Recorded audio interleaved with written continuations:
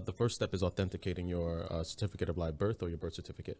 When we were born within the state as privatized citizens, our parents, unbeknownst to them, signed off on a birth certificate. That birth certificate made you and corporatized you into a employee of the government.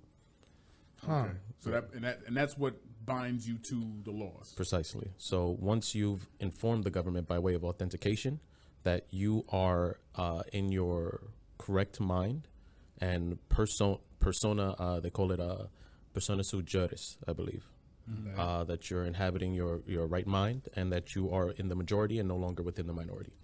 The minority would be of the ages under 18. Oh, okay. Got you. Okay. And do you get, you said authentication is the Yes. beginning of the process. That's the beginning of the process. Do you get it, like what does that mean? Do you sign a paper? Do you send it? Do you have to like? You have to go to a certain office. You have to speak. No, so you have to formally let it be known by way of an affidavit. The affidavit basically tells the U.S. government that you are no longer out at sea, because we know we all function within maritime law. Right. You're no longer out at sea, and that you are back within your land dwelling state, and you have full control as a majority individual. And do you get a response to that? The process beginning, is there like an acknowledgement, like, hey, we're aware that you're starting this, or? Yes, so there is a correspondence. Once you receive that correspondence, you would go for the next step. After that would be authenticating, and then after authenticating, you go for something a little bit more physical, which would be like a non-citizen passport. Oh, okay. Yeah. So, and I heard you say that you have to show that you're of sound mind, basically. And that would be by supplying the affidavit necessary.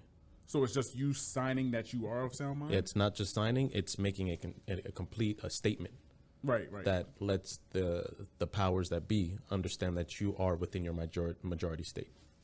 Okay, but then, so I guess it's like, how does one prove that they are of sound mind, right? Like, do you need a doctor? Oh, yeah. Do you have to take a physical, or is it? No. Or is like I just write this paragraph, Precisely. and if the paragraph is comprehensible, and it's like, okay, this person obviously knows what they're talking about.